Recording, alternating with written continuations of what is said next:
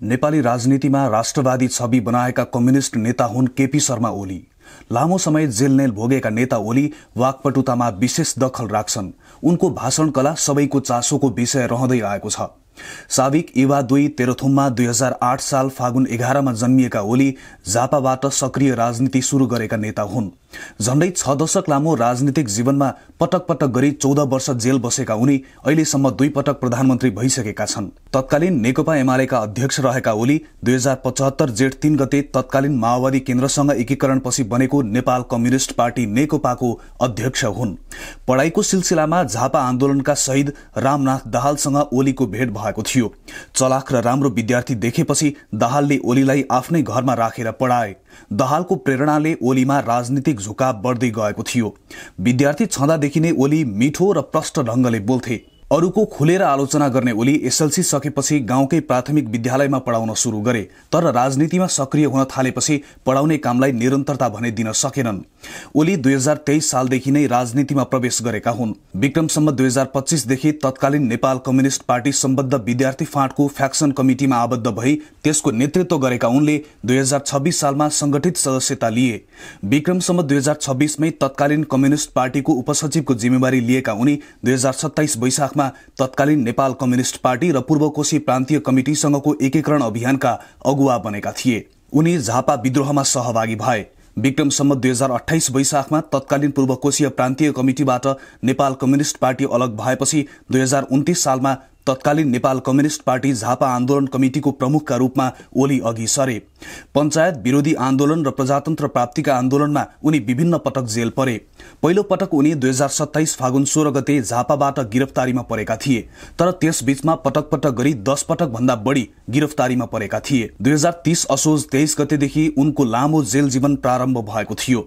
रौतहट गौर jail गौर थाना हुँदै वीरगञ्ज थाना र 2030 मंसिर 8 गते उनलाई भद्रगोल जेल काठमाडौँमा चलान गरियो। पछि केन्द्रीय कारागार नखु जेलमा बस्दै गर्दा 2036 जेठमा उनी जेल मुक्त भएका थिए।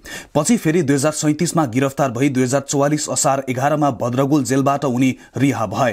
केपी ओलीको जेल जीवन अत्यन्तै पीडादायक बन्यो। तत्कालीन राजा ज्ञानेन्द्रले चालेको 2061 माघ 19 को कदमपछि उनले नजरबन्द पनि भोगेका थिए। शैक्षिक योग्यता सामान्य भए पनि त्यसको विपरीत बौद्धिकता देखिने गरी नेपाली राजनीतिमा प्रखर वक्ताका रूपमा चिनिने ओली नेपाली, हिन्दी र अंग्रेजी भाषामा राम्रै दखल राख्छन्। कतिपयले उनलाई रुखो बोली बोल्ने नेताका रूपमा समेत चिन्छन्। 2051 मा सम्पन्न मध्यावधि निर्वाचनमा पहिलो पटक झापा क्षेत्र नम्बर 6 बाट प्रतिनिधि सभा सदस्यका रूपमा निर्वाचित भएका ओली मंसिर 14 गते गठित नेपालको पहिलो कम्युनिस्ट सरकारमा गृहमन्त्रीको जिम्मेवारी वहन गरेका थिए। उनको त्यो पहिलो राजकीय पद पनि थियो। त्यसपछि 2063 जेठमा गठित मन्त्री परिषदमा उपप्रधानमन्त्री तथा परराष्ट्र मन्त्रीका रूपमा उनले जिम्मेवारी वहन गरे।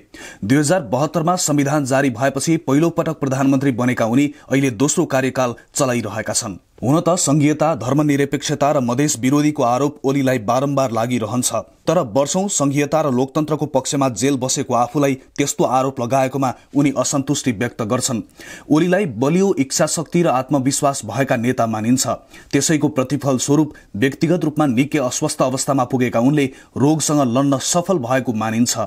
जेलमा रहँदा क्षयरोग र अल्सरले थला परेका उनको 2 पटक मृगोला प्रत्यारोपण गरिसकिएको छ। यस्तै दोस्रो संविधान सभाले 2072 असोजमा संविधान जारी गरेपछि भारतले गरेको अघोषित नाकाबन्दीको विरोध गरेपछि एकाएक ओलीले जनसमर्थन प्राप्त गरे। त्यही जनसमर्थन र हौसलाले ओलीलाई राष्ट्रवादी शक्तिशाली नेताको रूपमा स्थापित गरेको छ। यस्तै भारतले 2076 कार्तिक 18 गते नयाँ प्रशासनिक तथा भौगोलिक नक्सा जारी गर्दा नेपाली भूभाग कालापानी समेत समेटेपछि नाकाबन्दीकालीन ओलीको राष्ट्रवाद फेरि जोरमुराएको थियो। त्यसपछि भारतले अतिक्रमण गरेको भूभाग समेटेर नेपालको नयाँ राजनीतिक तथा प्रशासनिक नक्सा प्रकाशित गरेपछि झनै ओली राष्ट्रवादी नेता कहलिँदै गए। तर यसैलाई विषय बनाएर उनलाई तारो हान्नेहरू पनि कम भएनन्। ओलीको लोकप्रियता उनी नजिक भएकाहरूलाई पनि सह्य नभएको कतिपयको बुझाइ छ। ओलीले गत असार 29 गते पौराणिक कथाका पात्र राम नेपालमै जन्मिएको र उनको जन्मभूमि अयोध्या चितवनको ठोरीमा पर्ने बताएसँगै ओलीले हिन्दूवादी नेपालीहरूको नजरमा अलग्गै पहिचान समेत बनाएका छन्। तर पछिल्लो समय प्रमुखसँगको गोप्य भेट र प्रतिनिधि सभा विघटन जस्ता घटनाले भने ओली पक्षको जनलहर कमजोर हुँदै गएको छ। नेपाली राजनीतिमा 5 दशक बिताइसकेका केपी शर्मा ओलीको आज जन्मदिन। उनलाई जन्मदिनको असीम शुभकामना।